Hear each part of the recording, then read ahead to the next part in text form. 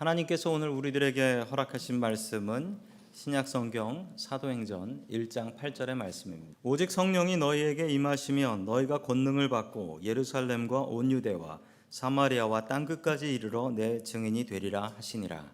아멘. 하나님께서 우리와 함께 하시며 말씀 주심을 감사드립니다. 아멘. 자, 우리 옆에 계신 분들과 인사 나누겠습니다. 반갑습니다. 인사해 주시죠. 네, 반갑습니다. 인사 나누겠습니다.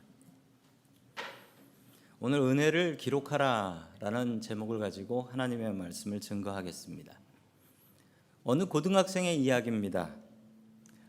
저 버스 기억나시나 모르겠어요. 저런 버스 타고 학교 다니셨던 분들 계시죠?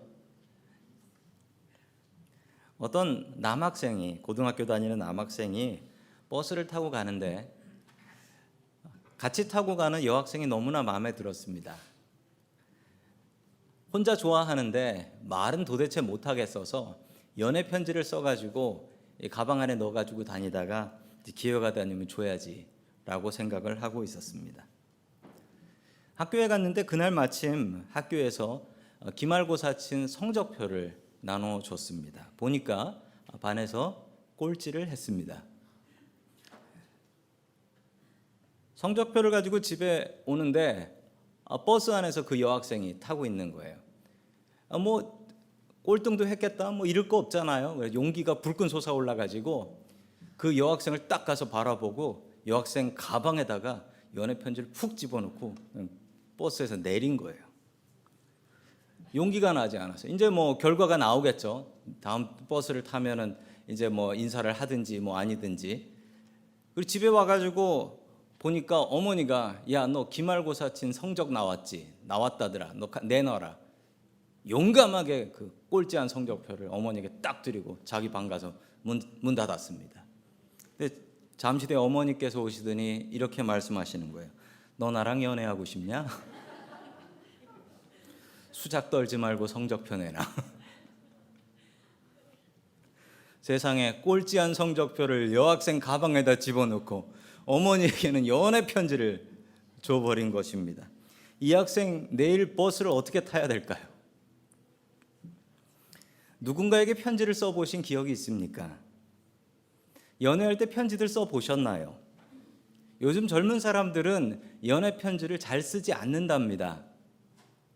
긴 글이면 이메일로 쓰고 짧은 글이면 카톡으로 하지 연애하는데 편지 잘 안 쓴대요. 그래서 연애 편지 썼다라고 그러면 그 옛날 사람 아재라는 겁니다.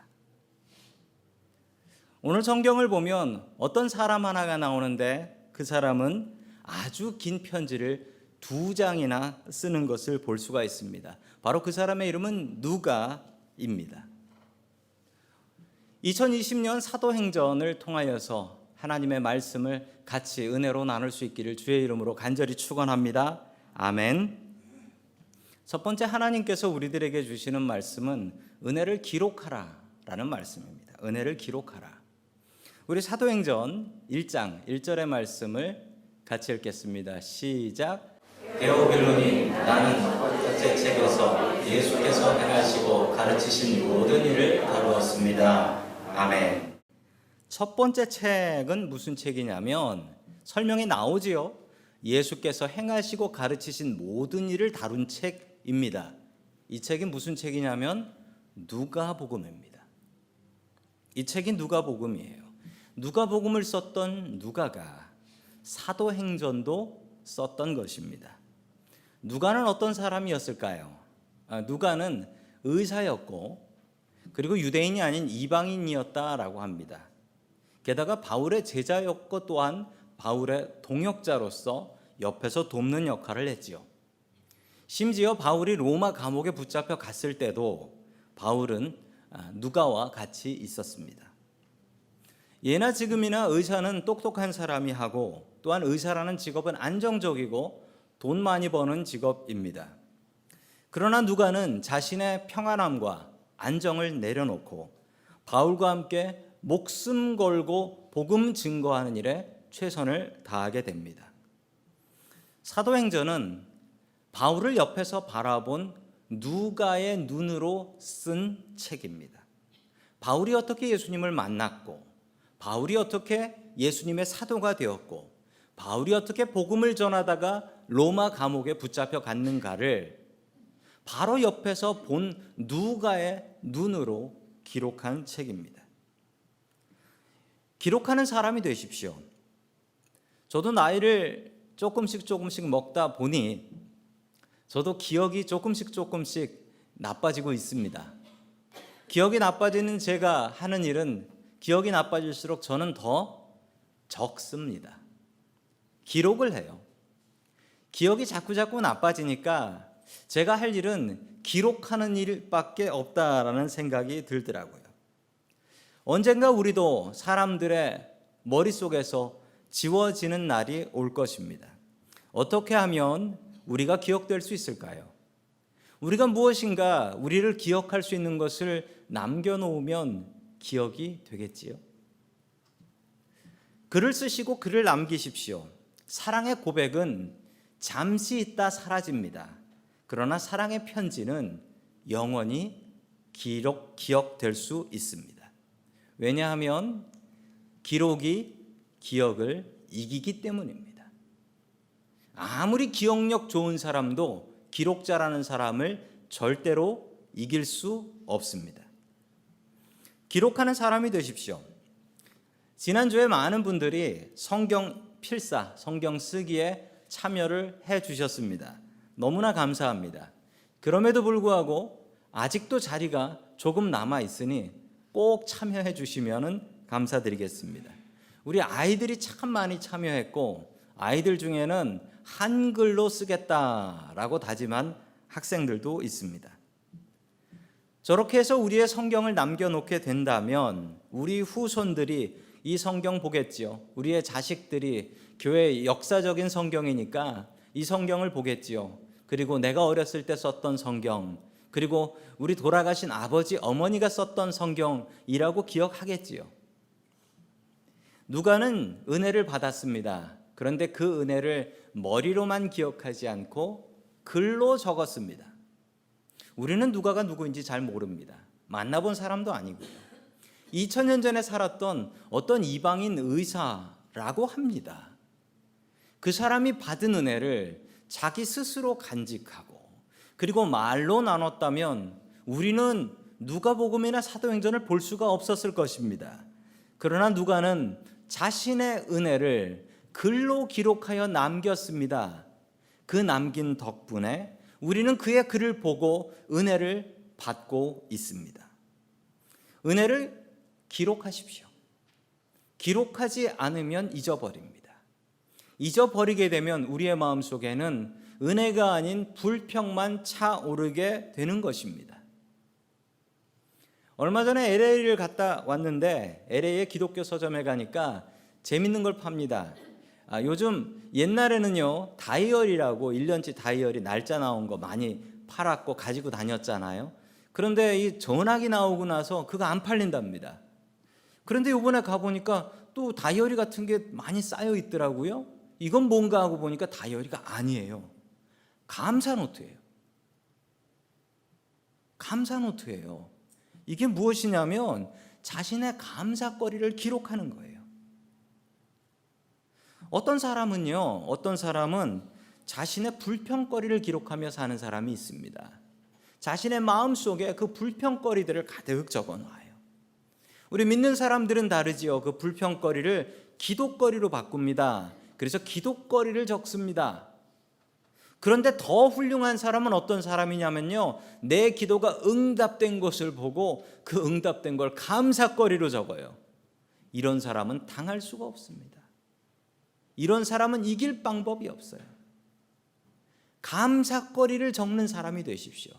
참 많은 사람들이 감사거리를 적어요. 한국에서는 이거 유행처럼 감사노트를 적습니다. 그리고서 그 감사노트로 인생이 변했다라는 사람들이 너무나 많이 있어요. 삶의 태도가 바뀌어요. 매일매일 자기 전에 감사노트를 적는 거예요. 오늘 감사한 일들은 무엇이 있었던가. 그러면서 하나님의 인도하심을 보게 되고 그러면서 더욱더 감사하는 삶을 살아가게 됩니다. 주님께서 주시는 은혜가 없고 감사가 없는 게 아니에요. 우리의 머리는 자꾸 감사를 잊어버립니다. 주님께서 주신 은혜가 없는 게 아니에요. 그 은혜를 적으십시오. 그래야지 기억하지. 그래야지 감사하지. 그래야지 우리의 삶이 변화되지 않겠습니까? 성경에 기록을 전문으로 하던 사람들이 있습니다. 그 사람들을 우리는 서기관이라고 부릅니다. 성경에 나오는 서기관들이 있었습니다. 서기관들은 성경을 기록하던 사람들이었죠. 그들의 주된 업무는 성경을 계속 베껴 적는 것이었습니다. 왜 성경을 베껴 적어야 했냐면 유대인들의 마을에는 회당이라는 게 있습니다. 마을마다 크고 작은 회당이 있습니다. 지금도 이 샌프란시스코에 보면 주이시 시나고그라고 해서 유대인들의 회당이 있습니다. 유대인들이 사는 곳엔 꼭 이 회당이 있고요. 회당에 가면 꼭 성경책이 있어요. 지금은 책으로 있지만 그때는 스크롤이라고 했어요. 스크롤. 자, 그래서 그 스크롤에 성경을 적었는데 그 성경을 토라라고 부릅니다. 토라가 무엇이냐면 성경 처음에 나오는 5개 책이에요. 창세기, 출애굽기, 레위기, 민수기, 신명기. 이것을 율법이라고 하는데 그 사람들의 말로 히브리 말로 토라라고 부릅니다. 안식일이 되면 유대인들이 회당에 모입니다. 그러면 그 중에 레바이라고 하는 분이 계시죠. 그분이 토라를 펴서 그 두루마리로 된 토라를 펴고 그 말씀을 성도들에게 읽습니다. 그러므로 회당마다 토라가 꼭 필요한데 마을마다 회당이 있으니 이 회당에 필요한 성경들이 얼마나 많고 그 성경이 그렇게 오래가지 않아서 또 찢어지고 낡아지면 새 성경이 필요한 것입니다. 그래서 이 서기관이라는 사람들이 성경을 손으로 핸드라이팅, 손으로 필사하기 시작했습니다. 이들이 어떻게 성경을 적었냐면요, 양 껍데기를 말려가지고 얇게 펴니다. 그걸 양피지라고 하지요. 거기다가 잉크를 가지고 붓으로 혹은 펜으로 한 장씩 기록했는데 너무나 철저하게 기록했습니다. 그리고 이 잉크에는 절대로 쇠가루가 들어가면 안 돼요. 쇠는 전쟁하고 사람을 죽이는 물건이기 때문에 쇠는 절대로 잉크에 들어갈 수가 없었습니다.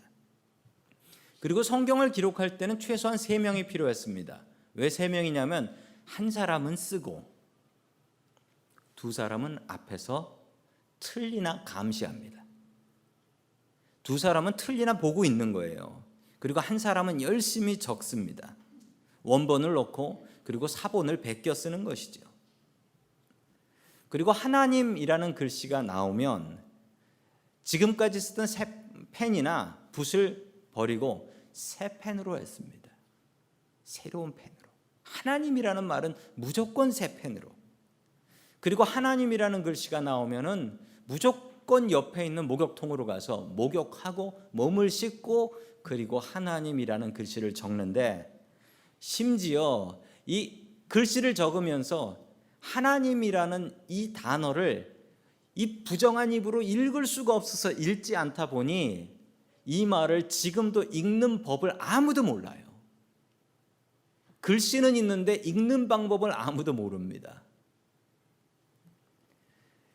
이 이야기를 알고 나서 성경을 보니까 구약 성경에 하나님이 여러 번 나오는 말이 있어요. 나의 하나님, 나의 하나님, 어찌하여 나를 버리셨나이까. 이걸 쓸 때는 아마 서기관이 정말 좌절하는 마음으로 썼을지도 모르겠다 싶어요. 펜 바꾸고 목욕하고 펜 바꾸고 목욕하고 이런 마음으로 성경을 적었는데 그래도 사람이니 실수를 합니다. 잘못 쓰게 되면 어떻게 하느냐, 이 양껍데기니까요 이걸 칼로 파내요. 살짝 파내면은 글씨가 없어집니다. 거기다가 적었어요. 그런데 하나님이라는 글씨가 틀리면 그냥 통째로 다 버렸습니다. 그리고 새 양피지에 적었습니다. 이렇게 성경을 기록하면 얼마가 걸리냐면요, 그 3명이 한 팀이 돼서 1년 반 적어야 됩니다. 그러면 창세기, 출애굽기, 레위기, 민수기, 신명기 적을 수 있는 거예요. 대신 엄청나게 정확하죠. 왜냐하면 혼자 한 게 아니라 3명이서 기도하며 같이 했기 때문입니다. 1947년 이스라엘 사해 서쪽에 있는 와디 쿰란이라는 곳입니다. 이곳에서 성경 두루마리가 발견되었습니다. 저기에 있는 11개의 동굴에서 발견되었는데 이것을 사해 사본이라고 부릅니다. Dead Sea Scroll이라고 부르죠. 어느 양치기가 양을 잃어버렸는데 이 양을 찾기 위해서 다니다가 저 동굴에 숨었나 생각해서 저 동굴에 들어가긴 힘들어서 돌멩이를 하나 저 동굴 안으로 집어 던졌습니다. 그럼 양이 매 하면서 뛰어나올 거라고 생각했던 것이죠. 그런데 돌을 던졌는데 양 소리는 안 나고 항아리 깨지는 소리만 났습니다. 이상해서 들어가 보니 저 넓은 동굴 안에 항아리들이 엄청나게 있고 그 안에 두루마리 성경들이 엄청나게 있었던 것입니다. 이게 세기의 발견이라는 쿰란 동굴의 사해 사본의 발견입니다. 이게 대단한 발견인 이유가 있습니다. 이 구약 성경은 예수님 때 썼던 것이다. 예수님 이전이어서 예수님도 아마 이 성경과 같은 것을 보셨을 것이다 라는 성경입니다. 게다가 더욱더 중요한 이유는 이 사해 사본 전에 우리 성경이 번역되었던 가장 오래된 사본의 역사는 AD 1000년 정도예요. 레닌그라드 사본하고 알레포 사본이라는 사본이 있는데 이 두 사본이 AD 1000년경에 발견된 사본입니다. 그래서 그 전에 성경이 어땠는지를 알 수 있는 자료가 하나도 없었던 것이지요. 그래서 믿음이 없는 사람들은 이런 얘기들을 했습니다. 1000년 동안 사람들이 베껴 썼으니 분명히 실수했을 것이고 진짜 성경은 지금 성경의 모습하고 아주 많이 다를 것이다 라고 생각을 했죠. 그래서 이 사해 사본이 발견되었을 때 믿음 좋은 사람들은 성경이 똑같을 것이다 라고 기대했고 믿음 없는 사람들은 자 이제 성경이 거짓이라는 게 들통이 나겠군 이라고 생각했습니다. 그런데 사해 사본을 가지고 번역해 본 학자들에 의하면 사해 사본은 그 1000년 지난 사본과 거의 똑같았습니다. 그 뒤에는 누구의 수고가 있었을까요? 서기관과 같은 사람들의 수고가 있었습니다. 도대체 사막에 누가 모여서 왜 이런 성경을 기록했는지 알 방법이 없습니다. 그러나 그들은 자신의 믿음의 흔적들을 남겨놓고 죽었습니다. 다시 한번 생각해 보십시다. 우리들은 이 땅에 태어나서 어떤 믿음의 흔적들을 남겨놓았습니까? 저희 집에는 가보 같은 성경이 있는데 성경 한 권이 아니라 성경이 6권입니다. 그 6권짜리 성경은 어떤 성경이냐면 저희 장인어른께서 직접 쓰신 성경입니다. 장인어른이 직접 쓰셨어요. 저희 장인어른이 고등학교의 교장 선생님이셨습니다.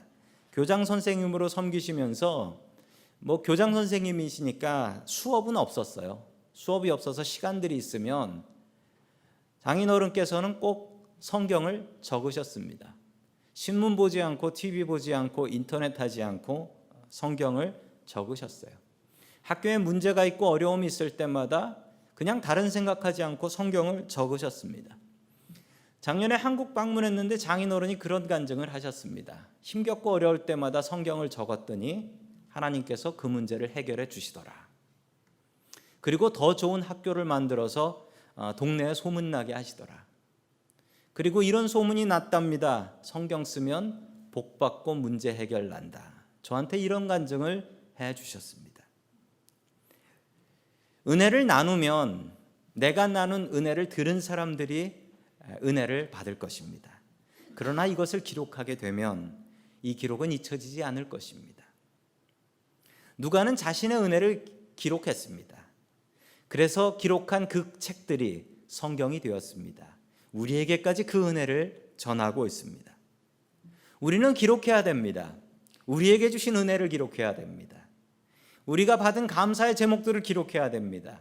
기록하지 않으면 우리의 머리는 늘 불평거리만 기억할 것이기 때문입니다. 성도 여러분들도 우리 누가가 그러했던 것처럼 은혜를 기록하며 살아가는 저와 여러분들 될 수 있기를 축원합니다. 아멘. 두 번째 마지막으로 하나님께서 우리들에게 주시는 말씀은 성령으로 변화받으라 라는 말씀입니다. 성령으로 변화받으라. 요한복음 다음 페이지는 사도행전입니다. 그런데 제가 요한복음 마지막 페이지를 보면서 제자들이 정말 변하지 않았다라는 것을 확인할 수 있었습니다. 우리 요한복음 21장 22절 말씀을 같이 봅니다. 시작. 예수께서 말씀하셨다. 내가 올 때까지 그가 살아 내가 바란다고 한들 그것이 너 무슨 상관이 있느냐? 너는 나를 따라라. 아멘. 부활을 목격한 베드로, 그 베드로는 예수님께 요한과 비교를 하며 이야기합니다. 내가 원하지 않는 곳으로 끌려가서 죽게 된다면 이 요한은 어떻게 죽습니까? 라고 또 비교를 하기 시작하지요. 베드로는 다른 제자와 비교했습니다. 우리도 비교하면서 삽니다. 다른 사람이 가진 것을 비교하고 다른 사람의 능력을 비교하며 비참해합니다. 그런 우리들에게 주시는 말씀입니다. 비교하지 마시고 오직 주님만 바라보며 나아갈 수 있길 축원합니다. 아멘. 예수님의 제자들이 언제 변화를 받았습니까?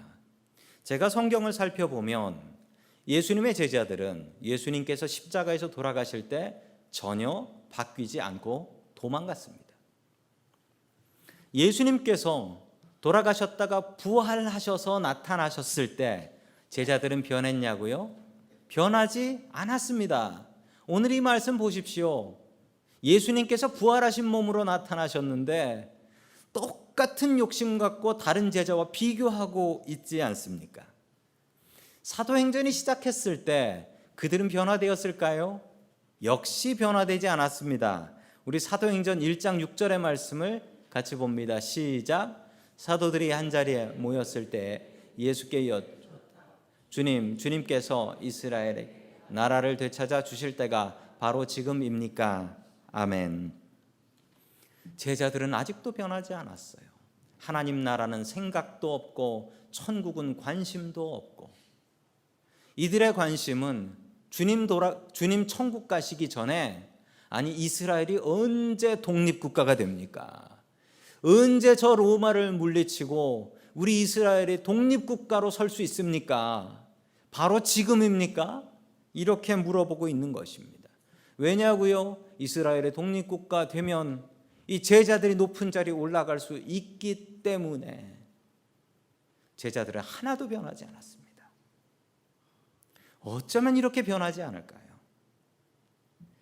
제자들은 예수님을 3년 동안 따라다니며 먹고 마시고 같이 자며 합숙했습니다. 자신의 직업도 팽개쳐 놓고 주님만 따르는 길을 갔습니다. 최고의 선생님이었던 예수님을 따라다니며 배웠습니다. 자기 눈앞에서 귀신이 쫓겨나는 것을 보았고 자신의 눈앞에서 죽은 사람이 일어나는 것을 보았습니다. 세상에 이런 경험을 할 수 있는 사람은 딱 인류 역사상 12명밖에 없었습니다. 그런데 그들은 안 변했습니다. 정말 지독하게 안 변하고 한결같이 안 변했습니다. 예수님의 마음이 얼마나 아프셨을까요? 여러분들은 교회를 얼마나 다니셨습니까? 교회를 오래 다니신 분도 계시고 얼마 안 다니신 분들도 계실 것입니다. 교회를 다니시면서 얼마나 스스로 생각하기에 변화되셨습니까? 얼마나 바뀌셨나요? 왜 안 바뀔까요?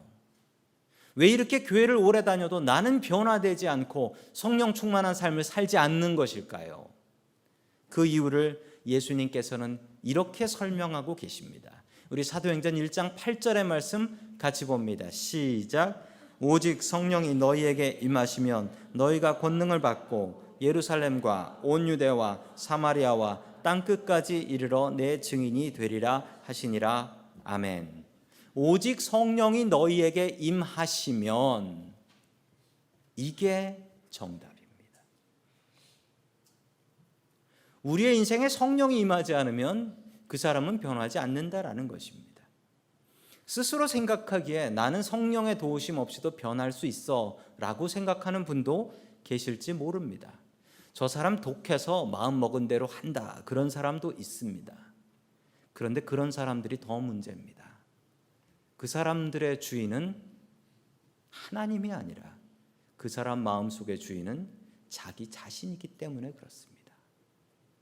그 사람들 마음속의 주인은 하나님이 아니라 자기 자신이 그 왕좌에 앉아서 나는 내가 마음먹으면 할 수 있다라는 교만이 가득하여 살아가고 있는 것입니다. 우리가 해야 될 일이 있습니다. 내 마음에는 왕이 앉는 왕좌가 있습니다. 거기에 누가 앉아 있습니까? 거기에 내가 앉아 있습니까? 그러면 내 삶의 길을 내가 정하고 있습니까? 그런 사람은 변화될 수 없습니다. 정말 우리가 예수 믿고 변화되기를 원한다면 내 마음속에 왕좌가 있는데 거기서 내려오십시오. 더 이상 스스로 왕 노릇하지 마십시오. 거기에 우리 주님을 앉혀드려야 됩니다. 그리고 내 힘이 아니라 주님, 내가 할 줄 아는 게 무엇이 있겠습니까? 오늘 하루도 성령님께서 인도하지 않으시면 저는 못 삽니다 라고 기도하는 사람이 주님의 뜻대로 변화되어 살아갈 수 있는 사람입니다. 우리는 주님의 일꾼들입니다. 절대 우리는 주인이 될 수 없습니다. 일꾼이라는 말을 그리스 말 헬라어 원어로 살펴보면 그 말은 휘페레테스라는 말입니다. 휘페레테스. 이 말의 원래 그리스 말 뜻은 저 말은 번역이 안 돼요. 저걸 일꾼이라고 번역하면 안 되거든요. 그런데 일꾼이라고 번역할 수밖에 없어요. 왜냐하면 이것은 그리스 말 아니면 이해가 되지 않기 때문입니다. 휘페레테스는 알에서 노젓는 사람이라는 뜻입니다. 알에서 노젓는 사람. 이게 무엇이냐면 지금은 절대 보실 수가 없습니다. 저 영화 배너의 모습인데 배너의 주인공입니다. 주인공의 눈에 복수의 도끼가 가득합니다. 자, 저 주인공이 하고 있는 일이 바로 휘페레테스입니다. 노예가 되어 배 밑에서 노를 젓고 있는 것이죠. 저 노 젓는 사람은 영화를 보신 분들은 아실 겁니다. 밖이 보이지 않아요. 자기는 노를 젓습니다. 앞에서 북을 치는 사람이 있는데 그 사람이 북 치는 비트 장단대로 노를 젓습니다.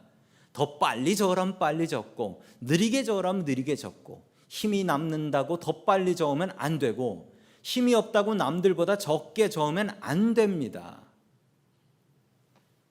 저 배의 방향은 누가 정할까요? 선장이 정합니다. 우리는 바로 저 일꾼 휘페레테스입니다.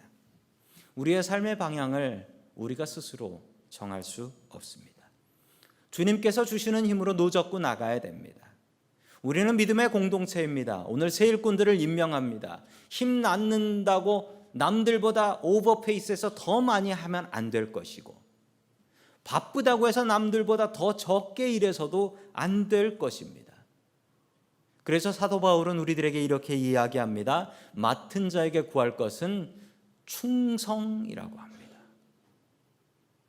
머리 쓰고 어디로 갈까를 생각하는 것이 아니라 맡은 자에게 구할 것은 배 밑에서 노예처럼 박자 맞춰 젓는 저 충성이어야 한다고 합니다. 누구의 힘으로? 내 힘이 아닌 성령님의 힘과 도우심으로 나아가야 됩니다. 우리는 매일매일 다람쥐 쳇바퀴 도는 삶을 삽니다. 그러나 잊지 마십시오. 우리가 다람쥐 쳇바퀴 돌듯 저 노예선 밑에서 노를 젓는 저 일꾼이라 할지라도 우리는 주님 주신 힘으로 졌습니다.